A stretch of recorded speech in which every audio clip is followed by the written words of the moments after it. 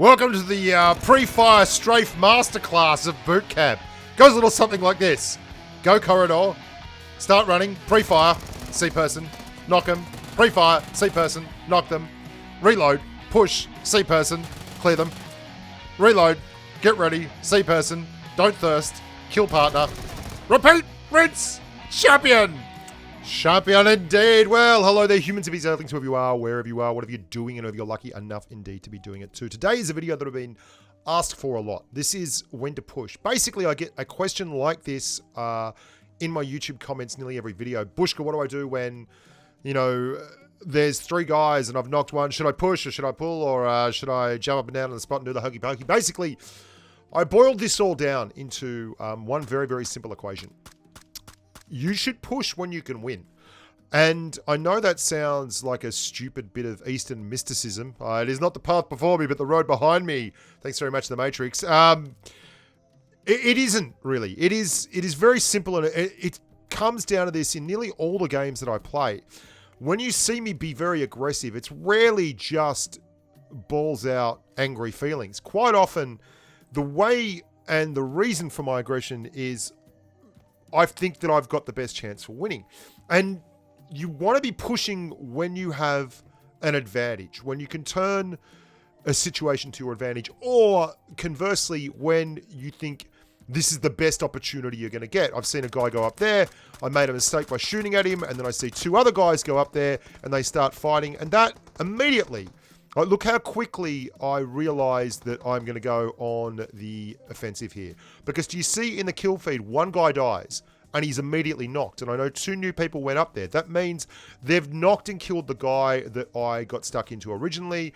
One of them was knocked into the process. So I molly, I divide them at a time when they're just coming out and they're probably looting up, and one of them's just revived, and we clear them. And that is when you push. And that leads to the next part of the equation, which is fairly obvious, I guess.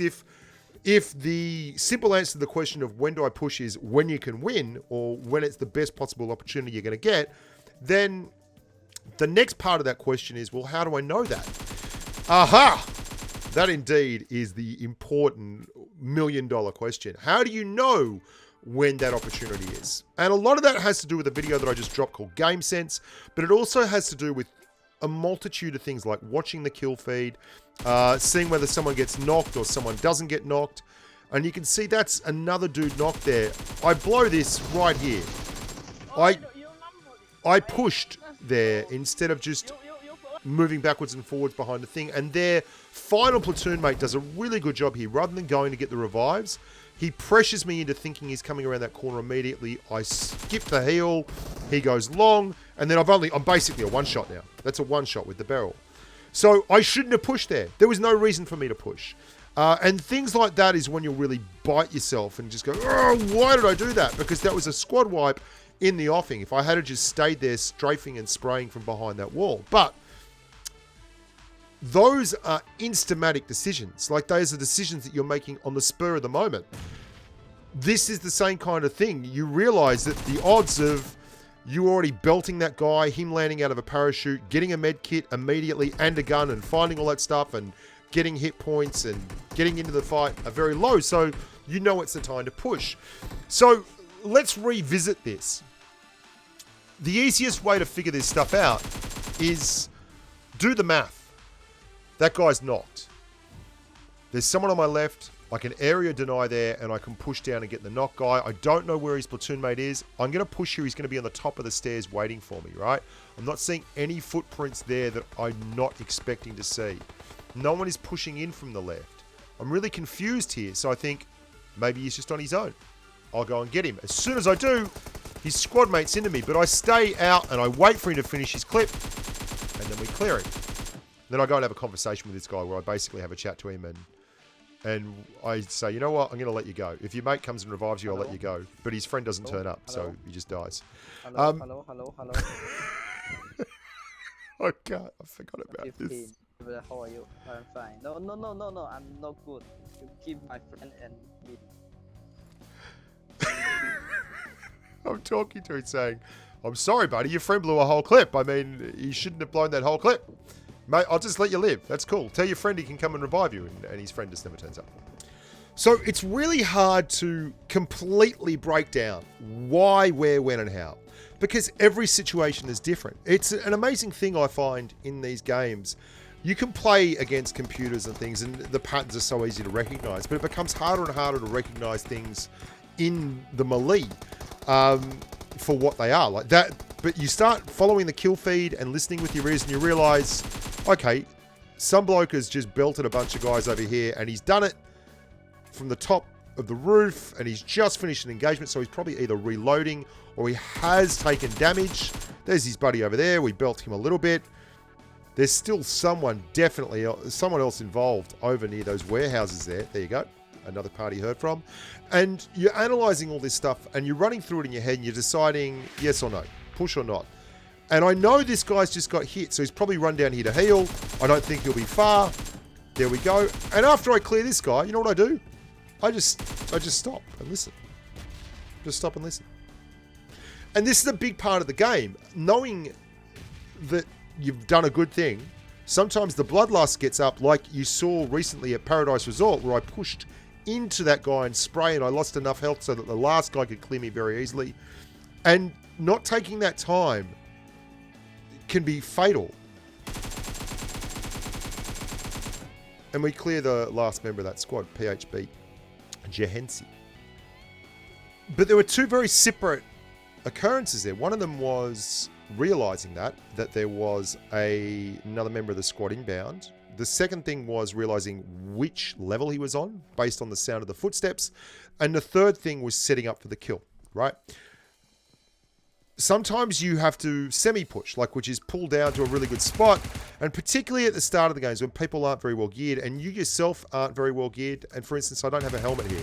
So I'm very aware of the fact that a headshot from an AKM could absolutely destroy me. So I'm making sure that I am keeping my range and my distance. And this is really, really next level stuff. Once you get to this kind of part of the gameplay where you're basing decisions on your resources versus the enemy's resources, you're doing well. And you've got to be able to perform under pressure. Like, I nail that guy, right? There's his buddy. So we knock him and we just lie down. Because we're on a ridge line and we can just get far enough below the ridge that he's not going to be able to get us. We use the med kit and then we go back and look again. We don't know where he is. We know he's somewhere at Paradise Resort. But I'm looking at the map and I know that the game is favoring me right now. The circle has moved towards me. His buddy's going to be in the circle. He doesn't have time to screw around. So I'm putting pressure on it. I'm moving towards the edge of the map the whole time. So that at some point, I'm going to make this guy engage me. And I'm either going to find him solo or I'm going to find his mate just revived and knock him again, or I'm going to get both of them in a really compromising situation. And in fact, that's exactly what happens. We get rid of his mate that we knocked earlier, and then we get a nice pre-fire and strafe out on his buddy that put the hurt on me after that. Learning when to push and not to push is quite simply doing the maths in your head and figuring out not only is this a time where I have an advantage, but is this the best possible time for me? For instance, sometimes you are very unlikely to win that gunfight and you push anyway because waiting is going to give you a blue zone as well as the gunfight, and going now at least you get to perform the miracles outside of the circle, outside of the bad stuff, or waiting is going to bring another squad into play, or they're going to have, if there's 4 of them and you knock one of them, and if you wait, you're just going to have to fight 4 of them again after the revive's on. So you're at least fighting 2 when there's 1 knock. Even though it's not good odds, it's 2-on-1 minimum, it's better odds than waiting until all 4 are back up and things get nasty. And that's when you really start running the odds and working on the resources and figuring out what kind of guns they have and where they're going to be most effective. And is there someone that you should be shooting first? Like, does any particular course of action merit, this is the thing. And sometimes you just don't want to push at all. You just want to let the game come to you like this, because gatekeeping is an age-old, proven and effective method of clearing squads that have numerical superior advantages on you. Like, this is the thing. So you're going to have to start running these equations and doing the maths in your own head and figuring out the correct answers, because you can't have everything given to you on a platter. I'm Bushka. Thank you so much for watching. Remember, number 1, you want to push when you can win. And number 2, when that one fails, you want to push when it is the best possible opportunity you have, regardless of the win-loss ratio. Until next time, I'm Bushka. Join Patreon, become a sponsor, donate to the channel, like the vids, subscribe, you know all the stuff. Call to action. Call to action, baby. We want to crunch those numbers, sell more units, do more things, bring in the machines. Until next time, stay safe on the battlefield and bye for now. Bye. Hey, you pigeon.